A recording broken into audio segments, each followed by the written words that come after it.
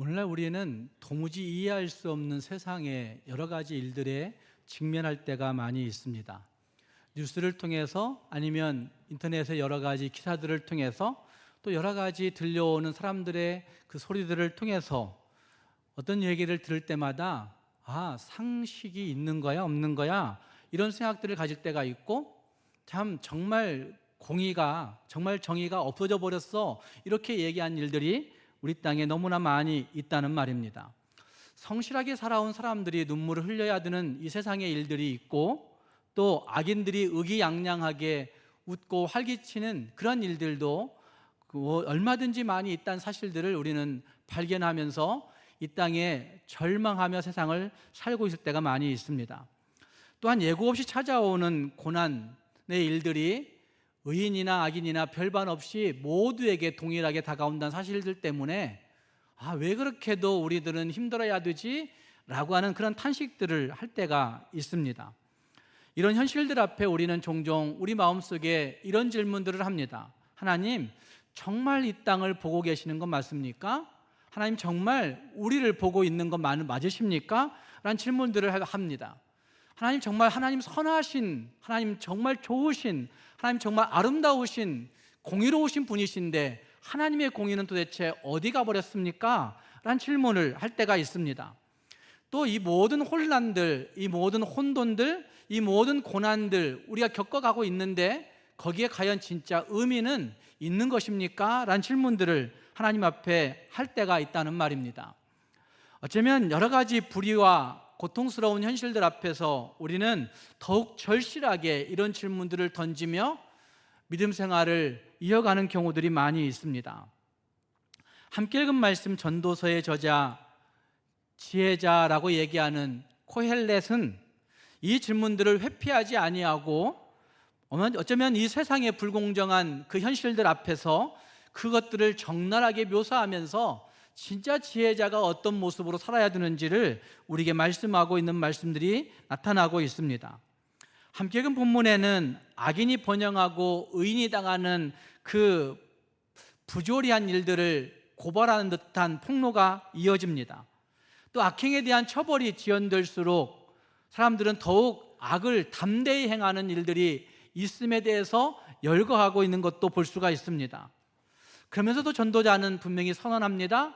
하나님을 경외하는 자들은 잘 될 것이요, 하나님을 경외하는 자들은 잘 될 것이요 라고 하는 고백을 선언하면서 이 말씀 가운데 진짜 지혜자가 어떤 자들인지를 말씀하고 있다고 보여집니다. 이런 질문들을 할 때에 어떤 사람들은 이야기합니다. 네가 믿음이 약해져서 그런 거야, 믿음으로 세상을 좀 이겨야지, 이렇게 쉽게 이야기를 합니다. 그러나 이런 질문들은 하나님 도대체 우리를 보고는 계시는 겁니까? 하나님 정말 하나님의 선하신 정의로움은, 공의로우심은 어디 있습니까? 라고 하는 이런 질문들은 우리의 믿음이 약해져서가 아니라 사실은 깨어진 세상 속에서 정직하게 눈뜨고 살아보려고 발버둥 치면서 나타나고 있는 질문들이라 말할 수가 있을 것입니다. 어쩌면 여기 읽었던 말씀 가운데 나타나듯이 우리가 밤잠 설치며 던지는 그 질문들, 아마 그 질문들을 이 지혜자도, 이 전도자도 끌어안고 씨름하고 있는 모습이 보여집니다.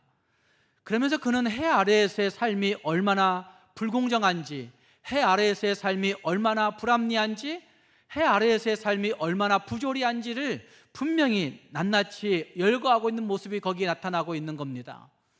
전도서에는 29번씩이나 해 아래에서라고 하는 단어가 반복되어집니다. 어쩌면 해 아래에서라고 말하고 있는 이 전도서의 표현들은 하나님을 배제하고 인간의 경험과 인간의 지식과 인간의 이성만으로 이 땅을 살 수 있겠다라고 생각하는 세속적인 사람들의 관점과 행동, 그 지혜들을 통틀어서 아마 해 아래에서 사는 삶, 이렇게 이야기하고 있는 말씀이라고 할 수가 있습니다.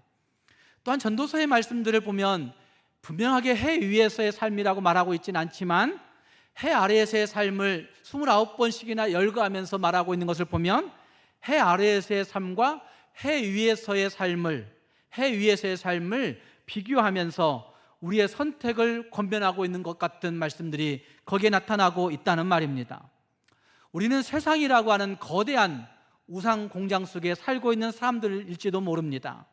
어쩌면 하나님을 선택할 것인지 세상을 선택할 것인지, 하나님을 배제하고 내 경험을 선택할 것인지, 아니면 하나님을 신뢰할 것인지, 우리의 이성이나 우리의 지혜를 선택할 것인지, 아니면 하나님 그분을 믿을 것인지, 어쩌면 이것들을 선택하라고 말하고 있는 세상의 거대한 우상 공장 속에 우리가 이 땅을 살고 있다는 말입니다.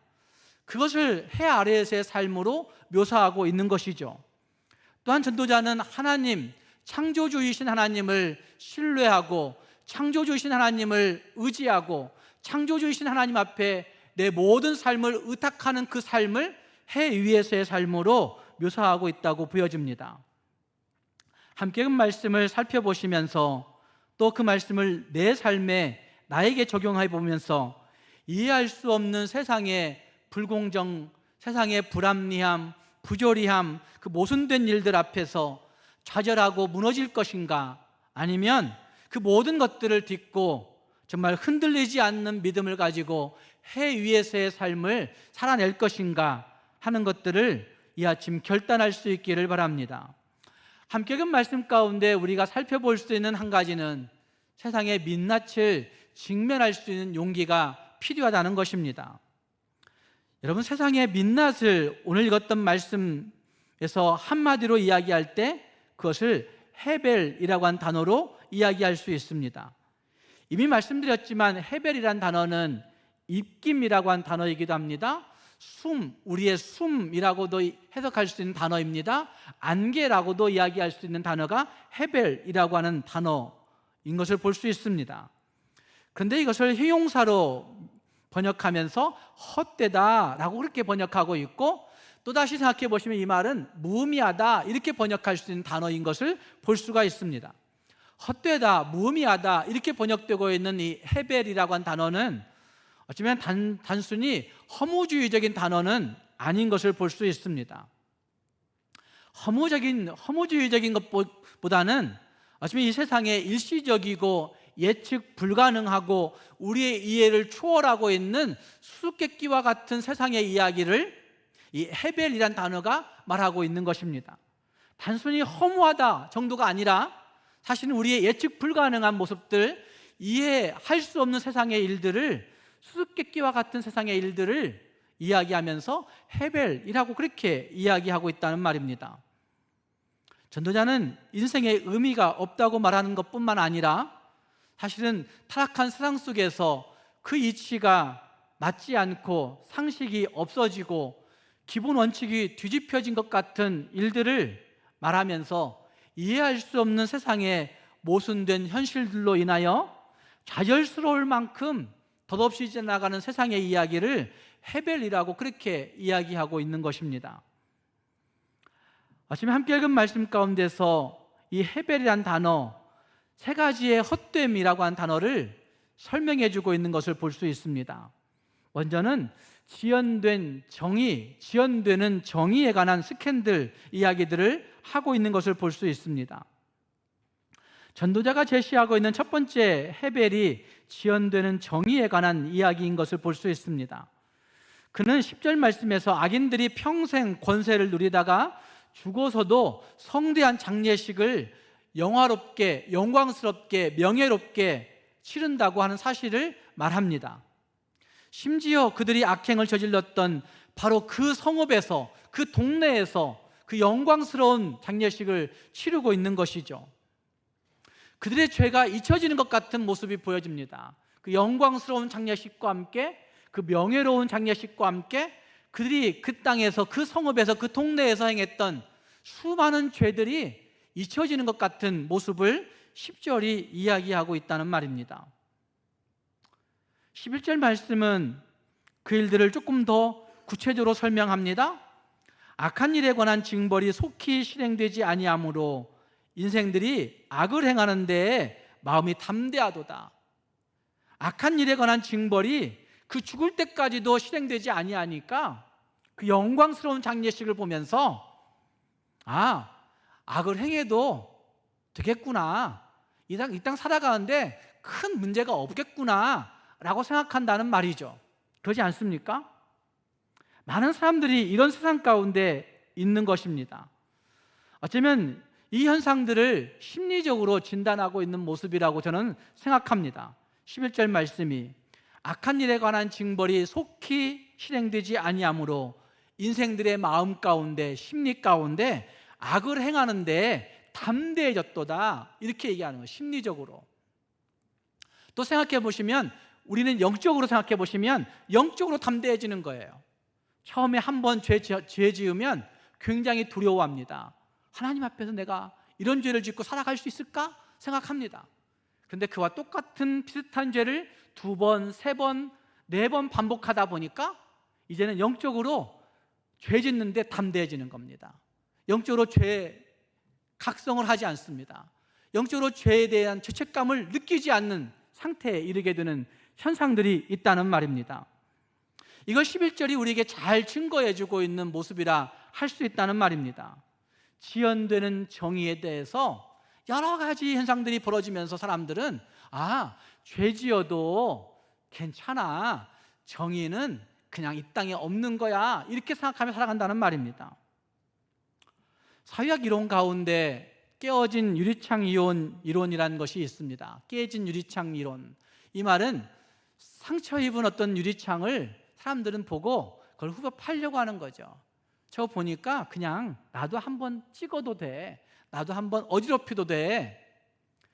하지만 동네에서 쓰레기통이 만잡하게 모여지는 것들을 보면 알 수 있어요. 하지만 조금 누군가가 뭐 하나 버렸던 그 쓰레기 하나가 사람들이 보면서 나도 버리게 되겠구나, 버려도 되겠구나 라고 생각하는 거예요. 그래서 쓰레기가 한 산으로 모이는 겁니다. 깨어진 유리창 이론은 아마 이 사회학자들이 이 사회를 보면서 이것이 맞아, 이거 참 무서운 거야, 이렇게 생각하면서 이론을 제시하고 있는 거죠. 사소한 무질서를 방치하면 더 큰 범죄로 이어진다는 것입니다. 그런데 이것을 영적으로 가져와 보면 이 영혼들에게도, 영적인 데도 이 깨진 유리창 이론이 들어맞는 것 같습니다. 영적으로 처음에는 조그마한 죄에도, 사소한 죄에도 죄책감을 느끼고 하나님 앞에 안절부절 못할 때가 있었는데, 시간이 지나가면서 우리는, 세월이 지나가면서 직분을 맡아가면서 죄분 맡을수록 더 죄에 대해서 담대하게 죄짓고 있는 사람들이 이 땅의 교회들 가운데 너무나 많이 있는 것입니다. 하나님의 오래 참으심과 인내는 죄인들을 회개로 이끌고자 하는 하나님의 자비로우신 사랑의 표현이지만, 죄로 물든 인간의 마음은 그분의 인내하심을 무관심 정도로 하나님이 죄에 대해서 방치하시고 동의하시는구나 하는 그런 생각들 정도로 하나님을 오해하고 있는 모습들이 우리 가운데 있어지는 것입니다. 그리고 그 결과 죄를 짓는데 더욱더 담대해지는 사람들이 많아지는 것입니다. 그러나 사랑하는 성도 여러분, 하나님의 구원을 오해하지 말아야 됩니다. 하나님의 신성한 구원을, 하나님의 신성한 관용을 오해하지 말아야 된다는 말입니다. 왜냐하면 하나님은 신성한 구원을 베푸신 하나님이심과 동시에 신성한 관용을 베푸신 하나님과 동시에 하나님의 공의로우신 진노는 비록 더딜지라도 반드시 임할 것이기 때문에, 반드시 그 심판이 임할 것이기 때문에 하나님을 오해하지 말고 죄에 대해서 민감한 반응들을 항상 보이며 살아갈 수 있는 하나님의 사람들이 되어야 된다는 말입니다. 지연된 정의에 대한 그 오해들로 인하여서 사람들은 이해할 수 없는 세상이 헛되다, 이렇게 말한다는 말입니다. 두 번째는 뒤바뀐 운명에 대한 고통들이 헤벨이라는 단어로 표현될 수가 있습니다. 14절 말씀에 이렇게 말씀합니다. 악인들의 행위에 따라 벌을 받는 의인들도 있고 의인들의 행위에 따라 상을 받는 악인들도 있다는 것이라. 이 말씀 읽으면서 정말 세상은 불공평해, 이 생각이 드는 분들이 있을 겁니다. 그래서 세상은 헛돼 라고 생각하시는 분이 있을 것입니다. 어쩌면 해 아래 불공평한 세상의 이야기들을 불평하면서 말하고 있는 전도자의 불평의 최고를 보여주고 있는 구절이 이 14절 말씀이라고 생각이 되어집니다. 악인들 때문에 벌받는 의인들이 있고 의인들의 행위를 가로채서 상 받는 악인들이 있더라. 이런 일들 우리 땅에도 너무나 많아요. 그런 일들 너무나 많아요. 의인이 고통받고 악인이 형통하는 일 정도가 아니라 악인 때문에 벌받는 의인의 일들을, 의인의 공로를 악인이 가로채는 일들이 이 땅에 너무나 많이 있다는 말입니다. 이런 현실들은 신앙인들에게 가장 큰 시험 중에 시험일 것입니다. 더 나아가 하나님께 대한 실망감과 하나님께 대한 회의감으로 번져서 하나님 정말 내가 믿는 게 맞아요? 정말 믿음 가지고 살아가야 되는 것이 맞아요? 라고 생각하면서 믿음을 쉬게 되는 일들도 종종 있는 것을 발견하게 됩니다. 하나님에 대한 이 실망감과 회의감들은, 이 지점은 욥이 가장 괴로워했던 지점 아닙니까? 하나님, 도대체 왜 나는 이런 고통을 이렇게도 받아야 되느냐고, 저 악인들은 저렇게 형통한데 왜 나만 이렇게 고통당해야 되느냐고 하나님께 대한 실망감을 감추지 않는 지점이 바로 이 지점인 것이죠.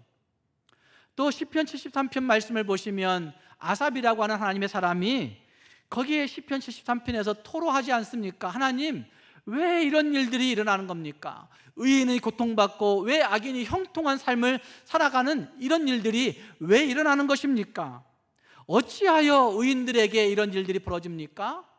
하나님, 언제까지 이런 일들이 일어날 것입니까? 라고 하는 세 가지의 질문. 왜 일어납니까? 어찌하여 일어납니까? 언제까지 일어날 것입니까? 이렇게 질문하면서 하나님 앞에 탄식하며 토로하는 그 시편 기자의 토로가 시편 73편에 등장하고 있는데, 시편 73편의 그 실망의 지점도 바로 이 지점이라고 생각이 되어집니다. 하나님, 저 미끄러질 뻔했잖아요. 하나님, 73편의 아삽은 그렇게 고백하지 않습니까? 내가 미끄러질 뻔하였으니, 하나님, 내 믿음이 좌절할 뻔하였으니, 하나님, 내 영혼이 하나님 실패할 뻔하였으니, 세상이 너무나 잘못된 뒤바뀐 운명 속으로 들어가고 있기 때문에 내 믿음이 너무나 좌절된다고 고백하는 탄식이 거기에 있다는 말입니다. 제게 상담을 가르쳐준 CCEF의 교수님들은 거의 공통적으로 이런 얘기를 합니다. 고통의 순간, 수치심과 죄책감의 순간, 너무 많은 두려움과 불안 가운데 있을 때, 너무 많은 상실감과 실망감과 회의가 들어올 때 그 감정을 억누르기보다도 하나님 앞에 그 감정을 정직하게 쏟아내 놓으라고 그들은 이야기합니다. 그러면서 그들은 이렇게 얘기합니다. 들으시고 돌보시고 가까이 하시고 도와주신 하나님께 너의 마음을 쏟아 놓으라. 들으시고 돌보시고 가까이 하시고 도와주시는 하나님께 너의 감정을 쏟아내 놓으라 라고 그렇게 권면하고 있는 것을 볼 수가 있습니다. 하나님은 우리가 아프지 않은 척 하는 것을 원하지 않습니다. 하나님은 우리가 모른 채 하는 것을 원하지 않습니다. 하나님은 우리가 느끼지 않은 척 하기를 원하시는 것이 아닙니다. 하나님은 우리가 상처받지 않은 척 하는 것을 원하시는 것이 아니라는 말입니다. 하나님은 우리가 가지고 있는 상처와 우리가 가지고 있는 뒤바뀐 운명에 대한 상실감과 어쩌면 뒤바뀐 운명에 대한 회의감을 가지고, 그 아픔을 가지고 하나님께 나아오기를 원하시는 분이시라 말씀하고 있다는 말입니다.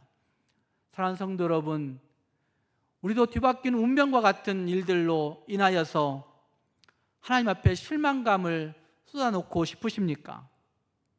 그렇다고 한다면 정말 들으시고 돌보시고 가까이 하시고 도와주시는 하나님 앞에 가까이 나와 내 마음을 정직하게 쏟아놓을 수 있는 우리 모두가 될 수 있기를 바랍니다.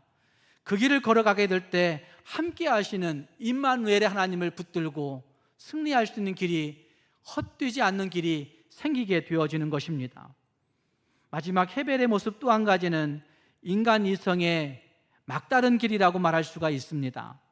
16절 말씀과 17절 말씀에 전도자는 이 모든 부조리의 배후에 있는 왜라고 하는 질문을 답하기 위해서, 답을 찾기 위해서 밤낮으로 애썼다고 그렇게 고백하고 있습니다. 16절 말씀에 이런 말씀을 합니다. 내가 마음을 다하여 지혜를 알고자 하며 세상에서 행해지는 일을 보았는데, 마음을 다해 세상에서 행해지는 그 일들 속에서 지혜를 발견하고자 애를 쓰고 있는 전도자의 모습을 볼 수가 있는 것이죠. 그러면서 자기는 밤낮 잠을 못 잘 정도로 했다고 얘기하는 거죠. 밤낮으로 자지 못하는 자도 있었다. 이 말은 자기 스스로 자기가 밤낮 잠을 이루지 못했다는 거예요. 뭐 때문에? 세상에서 얻어지는, 세상에서 행해지는 모든 일들을 보면서 진짜 지혜가 뭔지, 세상에서 이루어지는 모든 일들을 보면서 진짜 지혜로운 의미가 무엇인지 발견하고자 밤새도록 고민하고 밤새도록 애쓰는 그런 모습을 이야기하고 있는 겁니다. 그렇게 해서 결론은 무엇일까요? 여러분들도 그런 고민하지 않습니까? 하지 않아도 될 고민을 해봤자 큰 의미가 없는 고민을 밤새 끌어안고 하고 있는 성도들이 많아요.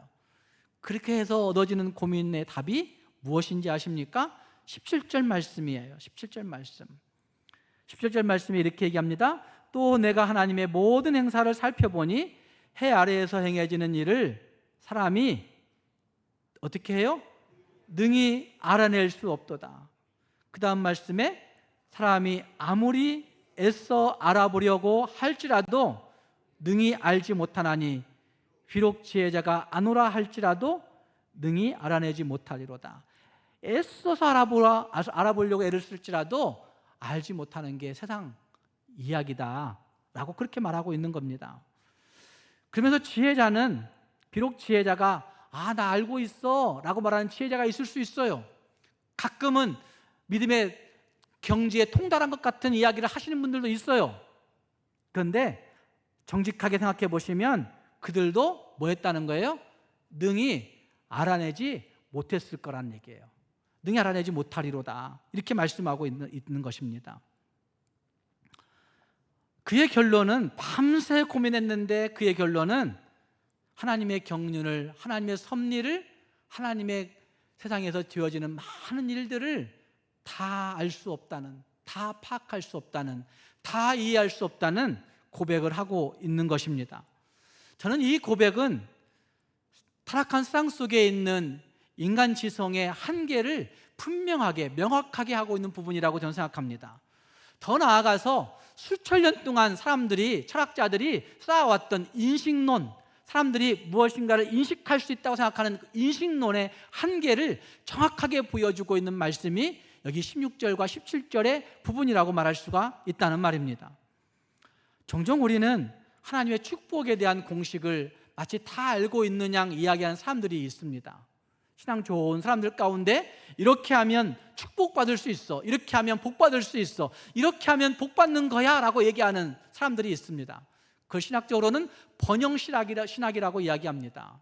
하나님을 마치 복 주는 도구처럼 생각하는 사람들의 이야기들, 이렇게 하면 복받는다, 이렇게 하면 복받는다 라고 얘기하는 사람들의 이야기를 번영신학이라고 이야기하는데, 번영신학의 교만도 이 인식론의 한계 가운데 있는 겁니다.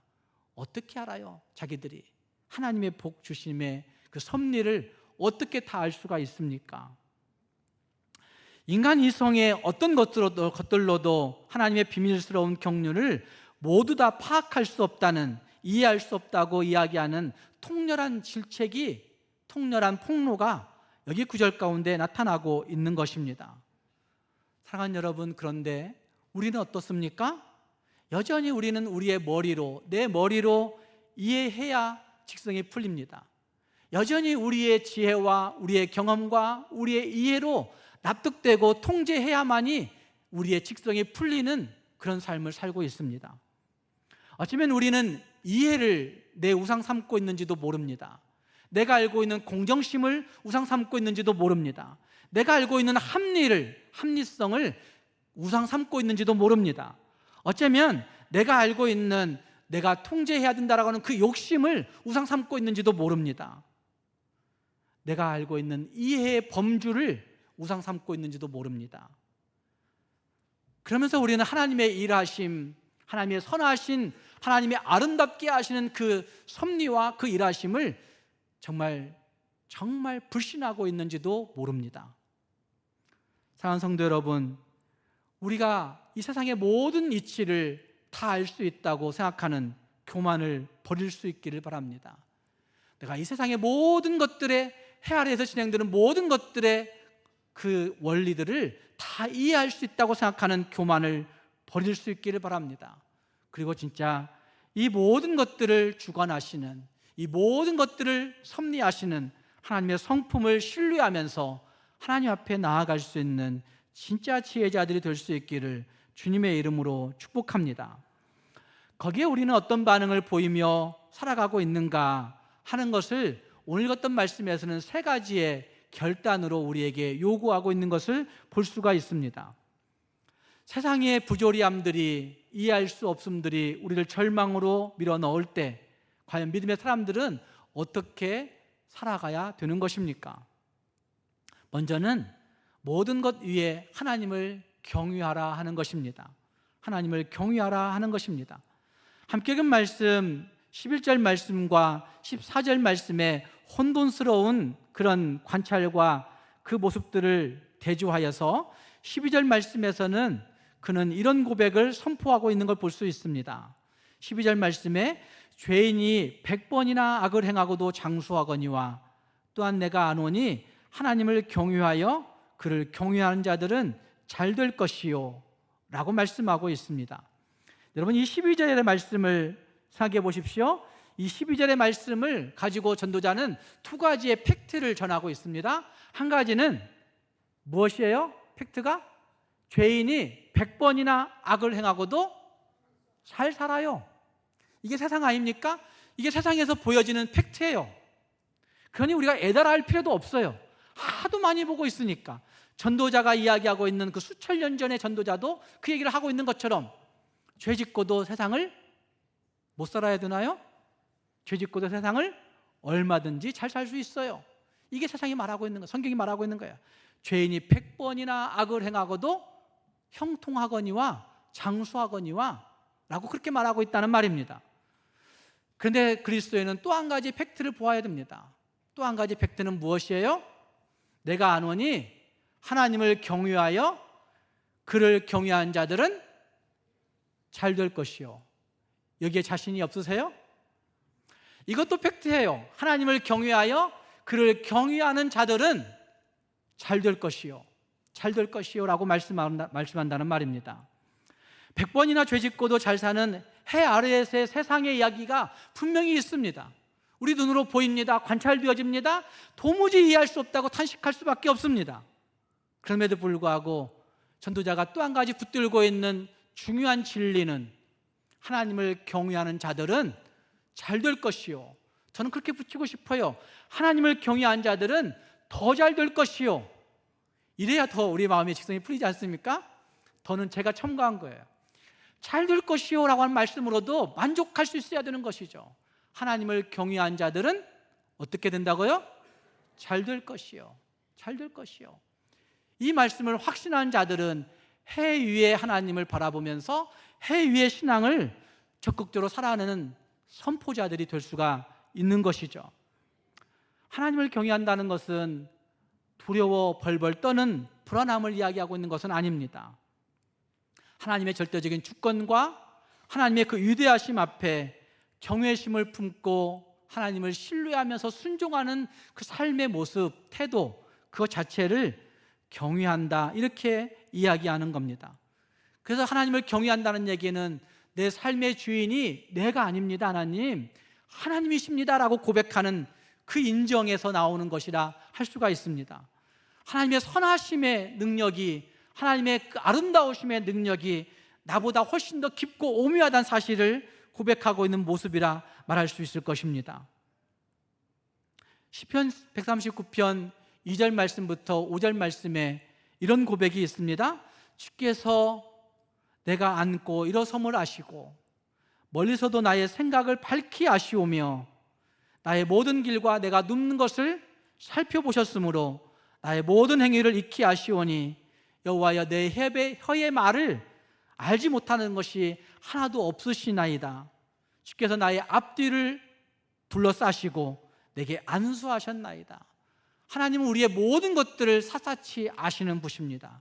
내가 앉고 일어서고 내 생각을 아시고 내가 혀로 말하고 있는 그 모든 것들을 다 살펴보시는 하나님, 아시는 하나님, 알지 못하는 것이 하나도 없으신 하나님이라고 여기 시편 기자는 말합니다.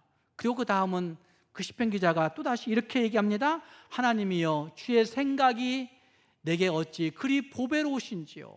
17절 말씀에서 이렇게 고백합니다. 그 수가 어찌 그리 많은지 내가 세려고 할지라도 그 수가 모래보다 많도소이다. 내가 깰 때에도 여전히 주께서 나와 함께 하시나이다. 이런 고백을 합니다. 사랑하는 여러분, 하나님이 아십니다. 아실 뿐만 아니라 하나님이 나를 향하여 생각을 가지고 계십니다.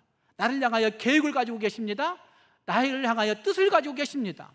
그 뜻, 그 생각, 그 계획이 얼만큼 많다고요? 나를 향하신 하나님의 뜻, 나를 향하신 하나님의 계획, 나를 향하신 하나님의 생각이 얼마나 많다고요? 모래보다 많다고, 셀 수 없을 정도로 많다고. 그런데 그 생각이 어떻다고 말합니까? 17절 말씀에 주의 생각이 내게 어찌 그리 보배로우신지요. 보배롭다는 얘기는 그 생각이 어떻다는 얘기예요? 아름답다는 얘기예요. 하나님의 생각이 아름답다는 고백이에요. 하나님의 생각이 선하다는 얘기예요. 하나님의 생각이 좋다는 얘기예요.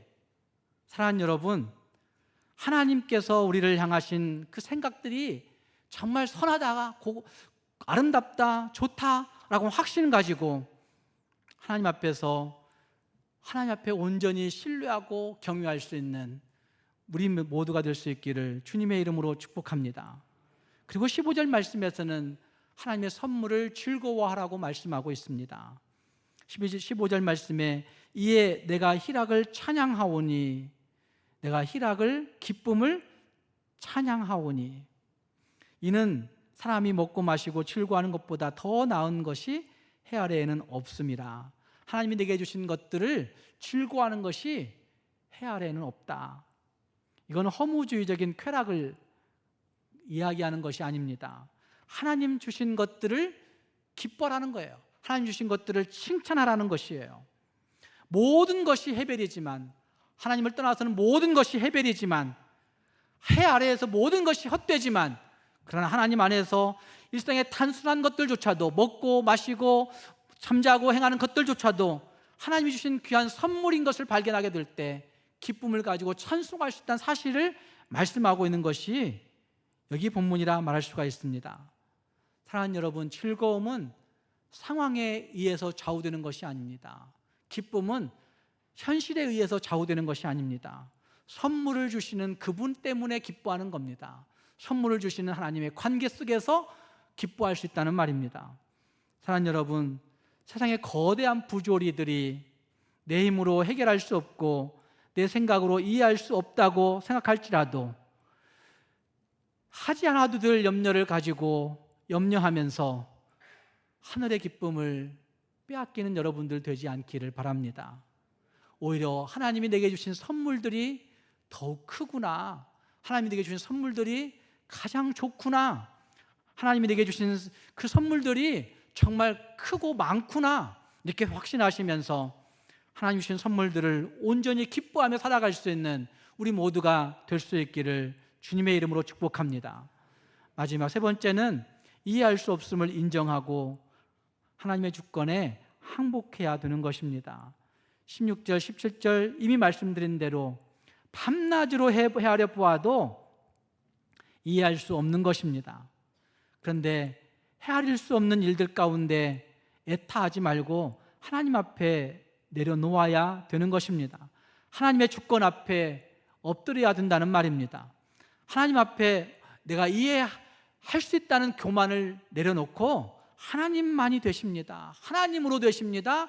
하나님으로 모든 걸 할 수 있습니다. 이렇게 고백할 수 있는 우리가 되어야 된다는 말입니다. 사랑하는 여러분, 우리 모두가 그런 고백할 수 있기를 바랍니다. 주님, 저는 다 이해할 수 없습니다. 주님, 저는 다 헤아릴 수 없습니다. 주님, 저는 다 할 수 없습니다. 그러나 주님께서는 모든 것들을 다 주관하고 계시고 주님께서는 모든 것들을 가장 좋게 보배롭게 하실 것을 믿습니다 라고 고백하며 주님 앞에 나아갈 수 있는 우리 모두가 되어야 된다는 말입니다. 사랑하는 여러분, 전도서가 던지고 있는 불공정함, 불합리함, 부조리함, 무의미함, 헛됨, 이것에 관한 모든 위대한 질문들은 전도서 안에서 완성될 수가 없습니다. 아마 전도자도 끝까지 이 고민하면서 끝까지 이 질문 던지면서 살아갔던 것이죠. 그리고 이 질문들은 잘 살펴보시면 예수님도 갈보리 골고다 언덕을 올라가면서, 아니 골고다 언덕 올라가 기도하면서 마지막 기도 올리면서도 예수님도 이 질문 했지 않습니까? 하나님, 내가 꼭 이 짐 져야만 하는 건가요? 내가 왜 이 악을 져야만 하는 건가요? 이렇게 외쳤던 하나님의 예수님의 모습을 볼 수 있습니다. 빈무덤을 향하던 그 여인들, 빈무덤 앞에서 탄식하던 절규하던 그 여인들도 아마 이 질문들을 했을 것입니다. 하나님, 왜 이렇게 세상은 불공정합니까? 왜 세상은 이렇게도 불합리합니까? 이렇게 탄식했을 것입니다. 전도서 8장 14절 말씀에 이렇게 말씀합니다. 의인이 악인의 벌을 받는다라고 하는 말씀이 거기에 등장하지 않습니까? 악인들의 행위에 따라 벌을 받는 의인이 있도다. 누구를 얘기하는 것일까요? 누구를 생각하면 딱 맞는 얘기일까요? 십자가 위에 지신 예수님을 생각하면 딱 맞는 얘기죠. 이 세상 최대의 부조리는 예수님이 십자가 지신 것이죠. 온전한 의이신 예수님께서, 온전한 의인이신 예수님께서, 완벽한 의로우신 예수님께서 온 인류의 악을 다 지고 온 인류의 악함을 다 짊어지고 대신 형벌을 받으신 그 장소, 그곳이 바로 십자가이기 때문에 그렇습니다. 의인이 악인의 벌을 받는다 라고 하는 사실을 몸소 보여내 주신 것이라 할 수 있다는 말입니다. 세상의 가장 큰 불의와 부조리가 우리의 구원을 이루는 하나님의 가장 위대한 지혜가 되었고, 이것이 복음의 역설이고 복음의 능력이라 말할 수가 있는 것입니다. 그렇기 때문에 우리는 이 복음의 능력 앞에 설 때에 헤벨을 이길 수가 있는 것입니다. 해 아래에서 겪는 헤벨, 해 아래에서 겪는 무의미함, 이것들 때문에 애통해하지 마시고 해 위에 계신 하나님을 신뢰하며 하나님 앞에 나아가 믿음의 관점으로 주 안에서 행하는 수고가 헛되지 않다 고백하면서 하나님 앞에 온전히 맡기고 나아갈 수 있는 우리 모두가 될 수 있기를 주님의 이름으로 축복합니다. 기도하겠습니다.